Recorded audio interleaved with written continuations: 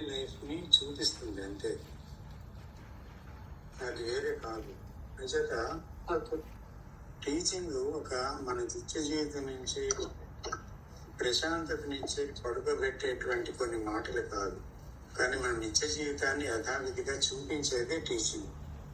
కాబట్టి ఆ టీచింగ్ ని నిత్య జీవితాన్ని చూపించేది గనక నిత్య జీవితంలో దాన్ని అప్లై చేయాలి ఆ పాయింటర్స్ ని.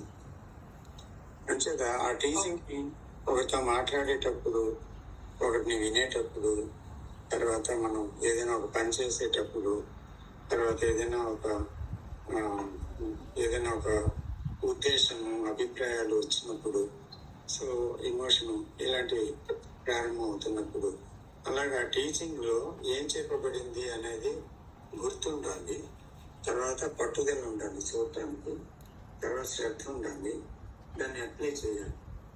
సో అది నిత్య జీవితం నుంచి బాహ్యంగా లేదు. టీచింగ్ వేరు, నిత్య జీవితం కాదు, వేరే కాదు.